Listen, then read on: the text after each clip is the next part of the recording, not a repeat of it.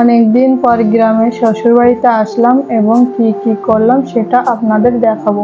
আর যেহেতু আমের সময় আসছে, আম ভর্তা খাবো না তা কি হয়?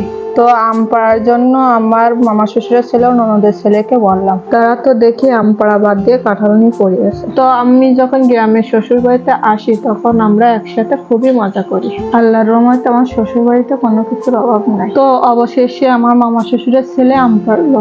আম নিয়ে ভালো করে দিয়ে নিলাম এবং কাটা শুরু করলাম।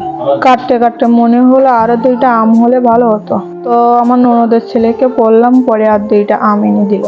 আমগুলা ছিলা হয়ে গেলে সুন্দরভাবে ধুয়ে নিয়ে আমগুলা ভালোভাবে কুচি কুচি করে নিচ্ছি। আমার মতন কে কে আছেন এবছর শ্বশুর বাড়িতে যে সবাই মিলে একসঙ্গে আম ভর্তা খেয়েছেন কমেন্টে জানাবেন।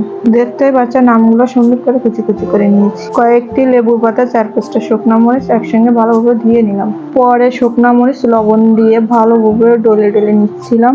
তাতে একটি লেবু পাতা ডলে নিচ্ছিলাম সুন্দর একটা ঘ্রাণ আনার জন্য। আর বাকি লেবুর পাতাগুলো ছিঁড়ে ছিঁড়ে নিচ্ছিলাম একসাথে মাখিয়ে নেবো বলে। এভাবে আম ভর্তা করে দেখবেন, খুবই মজা লাগে। এভাবে সবগুলো একসাথে মাখিয়ে নিলাম। মাখতে মাখতে সুন্দর একটা ঘ্রাণ আসছিল, মনে হচ্ছিল যেন এখনই খেয়ে নিই। আমাদের গ্রামে কলা পাতা আম ভর্তা খাই। আপনাদের গ্রামে কে কিভাবে খান কমেন্টে জানাবেন। এভাবে কলা পাতায় খেতে অনেক মজা লাগে। এক এক করে সবাইকে দিচ্ছিলাম, সবাই তো খুব মজা করে খাচ্ছিল। আমার ননদের ছেলে আম ভর্তা খেয়ে তার অবস্থা তো খুবই খারাপ, কারণ সে ঝাল খেতে পারে না।